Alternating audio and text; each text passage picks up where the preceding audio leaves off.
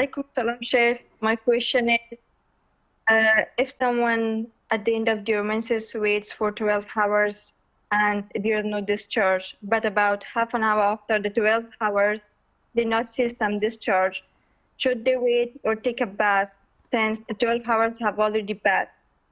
And very related question is, someone not discharged around noon or at the end of the Zuhr prayer, they might skip Asr or Maghrib and check again at Isha. They might do this because they know that within 4 or 5 hours there is usually not any discharge. Is this permissible, or they check for every prayer?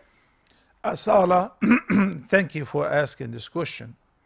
Simply, women's issues with regards to the menses and so on, they get used to it and it becomes regular in most cases. So a woman knows whether her monthly menses is 6 days or 7 days or 8 days or more or less.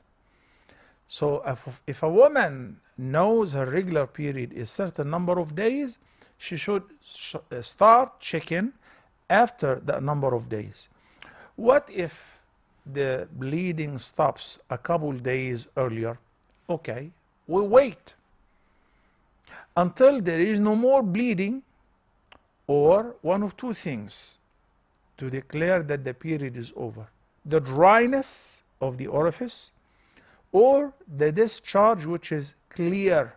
It is not bloody, it is not red, it is not brownish, it is not yellowish, it is clean, it is colorless. If this is the case, alhamdulillah, you perform ghusl and you resume the prayers.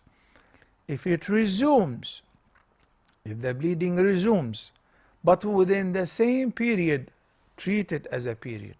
But if it resumes after the regular number of days which you normally witness the period during, disregard it and treat it as irregular bleeding. So what is the difference?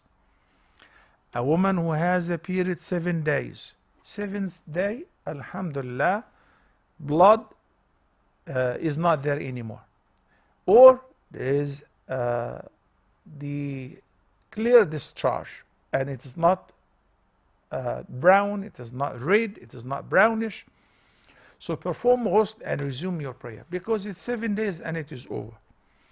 Whenever you see bleeding afterward, as you say 12 hours or whatever, disregard it. You just treat it as istihada.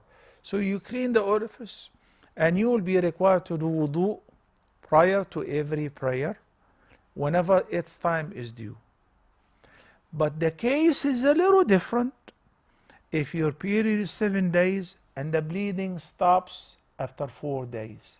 If the bleeding stops and you're certain that there is no more blood, you can perform ghusl and resume your ibadah. But if the bleeding resumes, then this is a part of the period. Why? Because it is within the same time frame. I hope the answer explained some for you in this regard. Barakallahu fikum. Assalamu alaikum.